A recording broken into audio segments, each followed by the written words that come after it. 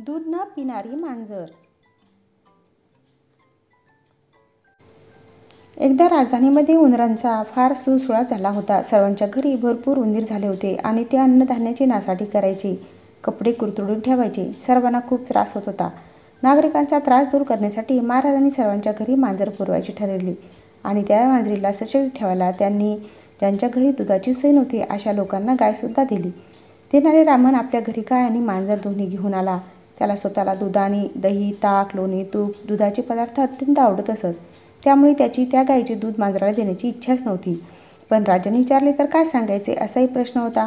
त्यामुळे त्याने एक शक्कल लढवली. त्याने काही दिवस रोज मांजरासमोर तपवलेले आणि अत्यंत गरम असे दूध ठेवले. ते पिताच मांजराला खूप चटका बसे आणि ती पळून जायची. काही दिवसातच हे देतात ते दूध अत्यंत गरम असते आणि आपल्याला त्याचा त्रास होतो हे तिला लक्षात आले आणि तिने दूध पिणे सोडून दिले.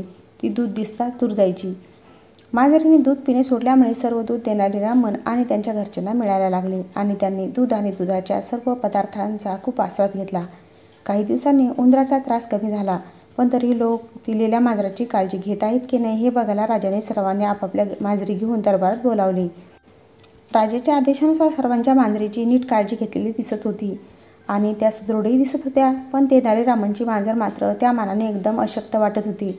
राजाने त्याबद्दल जाब विचारला. तेनालीरामन म्हणाला, महाराज, माझी मांजर फक्त उंदीर सापडला तरच खाते, दूध पितच नाही. राजाला हे खरे वाटले नाही. त्याने त्या मांजरीसमोर दूध ठेवण्याचा आदेश दिला. ते मांजर खरेच दूध पाहून लांब जायला लागले. राजा तेनालीरामनला चांगला ओळखून होता. ह्यात तेनालीरामनची काहीतरी कुरापत असणार हे त्याला माहीत होते. त्याने त्या मांजराला जवळ घेऊन यायला सांगितले. त्या मांजराच्या तोंडाजवळ पोळल्याचे व्रण दिसताच राजाला सर्व प्रकार लक्षात आला. तेनालीरामनची मांजराचा मूळ स्वभाव बदलण्याची शक्कल भारी असली तरी स्वतः पिण्याच्या स्वार्थासाठी त्या मांजराची निर्दयी वागण्याबद्दल राजाला राग आला. त्याने तेनालीरामनला 1 महिना फक्त दूधच पिण्याची शिक्षा दिली. काही दिवसातच तेनालीरामनचे पोट बिघडलं आणि त्याने त्या मांजरासारखेच दूध सोडून दिले.